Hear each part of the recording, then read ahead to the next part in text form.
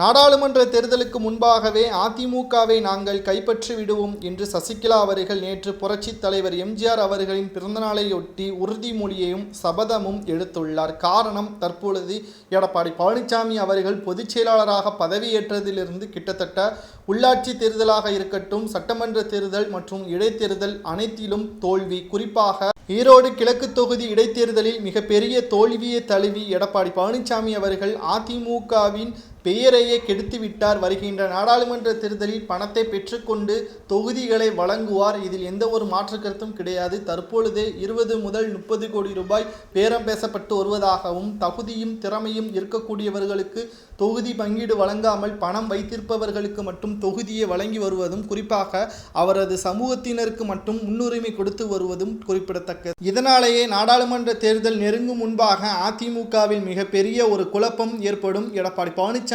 தலைமை தகுதியில்லாதவனுக்கு கிடைத்த ராஜ்யம் என்பது போல்தான் எடப்பாடி பழனிசாமி அவர்கள் தற்பொழுது வகித்து வருகிறார். ஆனால் இது நீடிக்காது. நாடாளுமன்ற தேர்தலுக்கு முன்பாகவே அனைத்தும் தோல்வியை தழுவும் என்று சசிகலா அவர்கள் கூறியுள்ளார். தற்பொழுது நாளை நடக்கவிருக்கும் மேல்முறையீடு வழக்கின் இறுதி தீர்ப்பில் பன்னீர்செல்வம் அவர்கள் நிச்சயமாக வெற்றி பெறுவார்.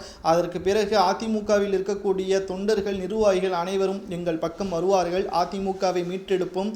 நிச்சயமாக எடப்பாடி பழனிசாமி மட்டுமல்ல, அவருக்கு ஆதரவாக இருந்த எடப்பாடி பழனிசாமி அவர்களுக்கு முன்னாள் அமைச்சர்களும் எம்எல்ஏக்களும் கட்சியிலிருந்து நீக்கப்படுவார்கள். அதனால் நாங்கள் பதவி இழந்தாலும் பரவாயில்லை, நிச்சயமாக அதிமுகவில் ஒரு துரோகிகள் கூட இடம் கிடையாது என்று சசிகலா அவர்கள் புரட்சித் தலைவர் எம்ஜிஆர் அவர்களின் பிறந்தநாளையொட்டி மாலை செலுத்திவிட்டு உறுதிமொழியையும் கூறியுள்ளார். பார்க்கலாம், சசிகலா அவர்கள் கூறுவது போல் நடக்குமா?